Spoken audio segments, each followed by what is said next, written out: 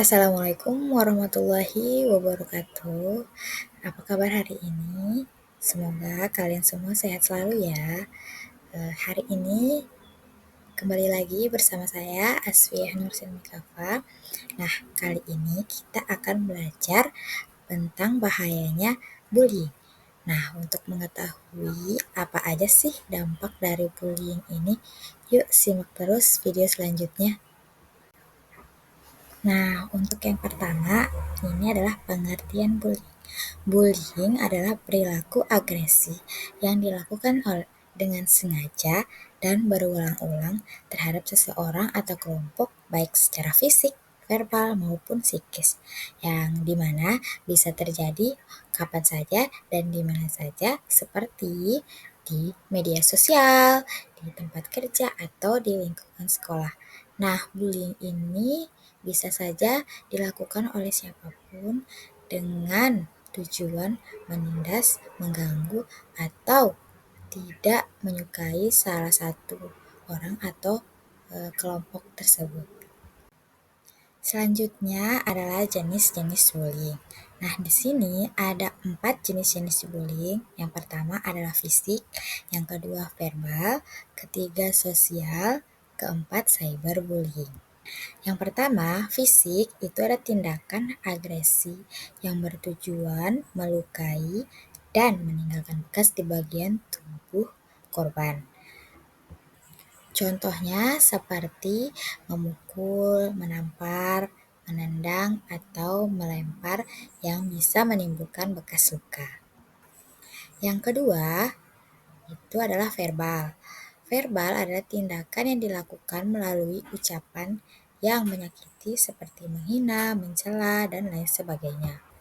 Selanjutnya jenis bullying ketiga yaitu sosial. Nah, ini tindakan yang memutus relasi dengan tujuan pelemahan harga diri korban seperti cibiran, pengucilan, atau mengejek.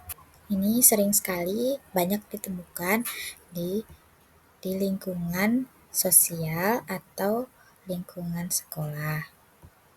Selanjutnya untuk jenis bullying yang keempat itu ada cyberbullying. Cyberbullying ini adalah tindakan yang dilakukan melalui media sosial atau digital atau media internet. Nah, apalagi di zaman sekarang sudah banyak sekali komentar-komentar negatif yang menyebabkan beberapa orang merasa insecure, merasa terganggu atas hal-hal yang diketik atau disampaikan lewat media sosial. Nah, jenis-jenis bullying ini pasti pernah dirasakan oleh orang atau pribadi tanpa disadari. Ini sering bisa dibilang Nah, berikut adalah perilaku bullying. Ini merupakan contoh video-video perilaku bullying. Video pertama ini adalah sikap bullying secara fisik. Ini adalah perilaku secara fisik yang dimana salah seorang pelaku menganggap dirinya hebat dan mengganggu atau memukul, menjambak si korban. Nah, selanjutnya, perilaku selanjutnya ini adalah tindak pengucilan. Ya, bentuknya juga mengganggu, yang dimana secara sengaja menendang buku orang lain atau korban dan menganggap korban adalah orang lemah. Dan selanjutnya ada perilaku bullying, cyberbullying, yang dimana korban merasa insecure, merasa lemah, merasa minder, insecure terhadap komentar-komentar yang ada di media sosialnya. Selanjutnya yang terakhir ada perilaku secara verbal ini. Perilaku secara verbal dengan mengucapkan kata-kata seperti mencela, menghina, di depan korban langsung sehingga korban merasa malu, merasa insecure, merasa tidak percaya diri terhadap ucapan-ucapan teman-temannya.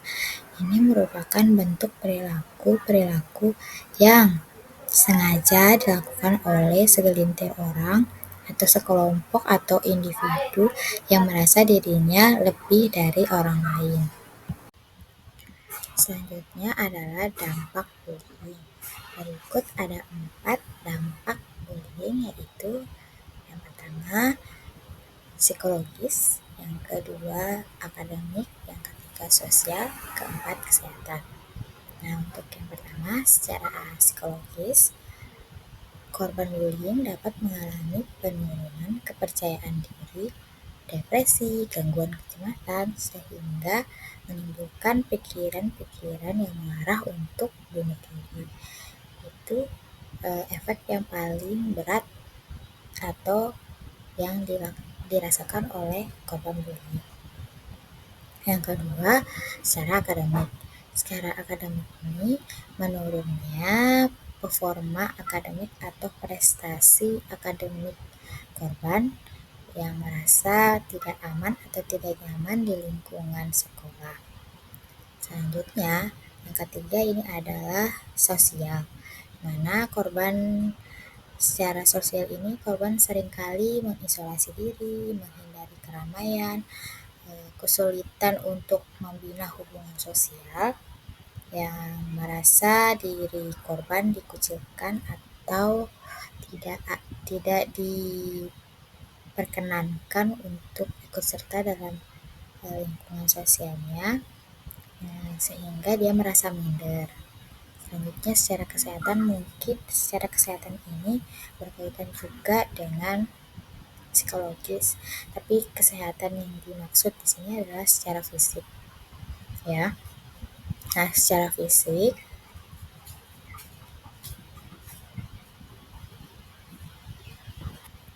di mana fisik juga menurun karena efek psikologis seperti pusing, kurang nafsu makan, terus berat badan menurun, karena efek dari psikologis juga sih sebenarnya, sehingga kesehatan secara fisiknya juga terganggu. Nah, ini adalah dampak-dampak dari bullying yang dirasakan oleh korban. Nah, selanjutnya presentasi kasus bullying. Ini presentasinya cukup tinggi ya. Di sini ada pengalaman perilaku tidak sopan. Untuk presentasi bullying yang terjadi di Indonesia, cyberbullying cukup meningkat presentasinya dikarenakan meningkatnya pengguna media sosial serta penyaluran informasi yang sangat cepat atau bisa disebut viral, dan presentasi bullying tingkat SD, SMP sangat tinggi sehingga sangat memprihatinkan karena kurangnya perhatian dan literasi dari lingkungan sekitar atau sekolah, dimana korban-korban di sini masih di bawah umur dan pelakunya pun masih di bawah umur. Untuk presentasi kasus bullying atau cyberbullying ini lebih banyak ya, karena penyaluran informasi atau orang lain yang tidak mengetahui apa sih yang terjadi tanpa berpikir panjang mengucapkan atau mengetik atau mengomentari hal-hal yang tidak diketahui secara jelas. Selanjutnya adalah penanganan bullying.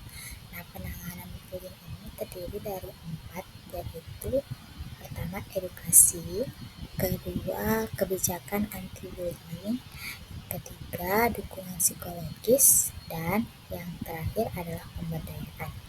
Untuk yang pertama ini ada edukasi, di mana bagaimana cara memberikan pemahaman tentang dampak negatif bullying kepada seluruh masyarakat agar menjadi perhatian untuk tidak melakukan kekerasan, tidak melakukan bully dan meningkatkan kesadaran bersama. Selanjutnya, kebijakan anti-bullying. Kebijakan Kebijakan anti-bullying ini itu membuat dan menerapkan kebijakan anti-bullying yang jelas di lingkungan sekolah dan lingkungan kerja, di mana ada SOP atau aturan-aturan yang keras terhadap sikap bullying yang ada di lingkungan tersebut. Sikap tegas yang ada di lingkungan tersebut. Selanjutnya adalah dukungan psikologis.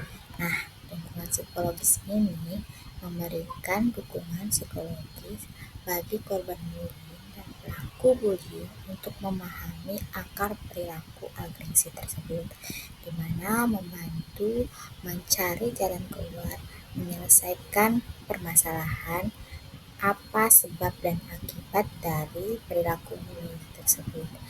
Nah, untuk yang terakhir itu adalah pemberdayaan. Pemberdayaan ini mendorong siswa atau anggota atau komunitas untuk berani berbicara dan melawan bullying.